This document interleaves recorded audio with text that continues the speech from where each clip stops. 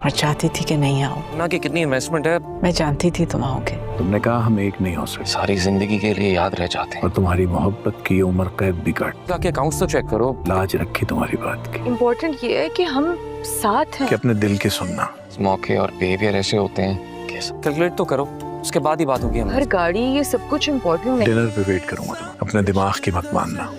जिस तरह से हमने पिछली वीडियो में बताया कि बुरहान और अदनान को हमना के साथ बिजनेस में अच्छा खासा लॉस आने वाला है, तो ठीक वैसा ही होने वाला है। बुरहान और अदनान को इस बात का इल्म होने वाला है कि अब अगर वो हमना के साथ एग्रीमेंट से बाहर निकलते हैं तो उन्हें लेने के देने ही पड़ने वाले हैं। हमना ने जितनी इन्वेस्टमेंट की होगी और जो एग्रीमेंट की टर्म्स एंड कंडीशंस होंगे उसके मुताबिक ये लोग अभी एग्जिट नहीं कर सकते और इन्हें अभी भी हमना का मोहताज ही रहना पड़ेगा। अब जाकर इन पर ये बात खुलने वाली है कि हमना का शुरू से ही मकसद इन तीनों के लिए अलग-अलग मार्ट लेना नहीं बल्कि इन तीनों पर हुकूमत करना था। और इन सारी बातों में हमना को अपने बाप की पूरी सपोर्ट हासिल होगी और हमना का बाप शुरू से ही यही चाहता था कि इन तीनों को कारोबार में हमेशा लॉस ही आए ताकि हमना इन पर हुक्मरानी ही करती रहे, क्योंकि अगर ये तीनों भाई कारोबार में पैसा बनाकर इनसे आगे बढ़ गए तो हमना कैसे उन पर हुक्मरानी कर सकती है।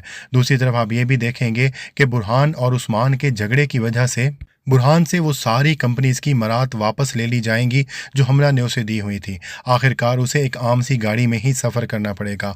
यहाँ पर हानिया उसे समझाने की कोशिश करेगी ये दुनियावी चीज़ें मैटर नहीं करते बल्कि ज़िंदगी में रिश्तों का साथ ही ज़्यादा मैटर करता है।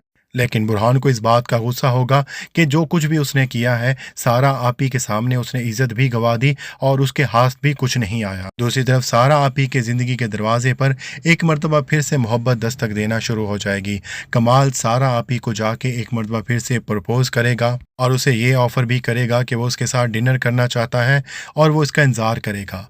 लेकिन सारा आपी चाह कर भी उधर नहीं जाने वाली, क्योंकि जैसे ही सारा आपी को हानिया के ज़रिए इस बात का इल्म होने वाला है कि उसके भाई मुश्किल में हैं तो वो अपने भाइयों की मदद करने के लिए एक मरतबा फिर से अपनी ज़िंदगी और अपनी मोहब्बत को कुर्बान करने वाली है।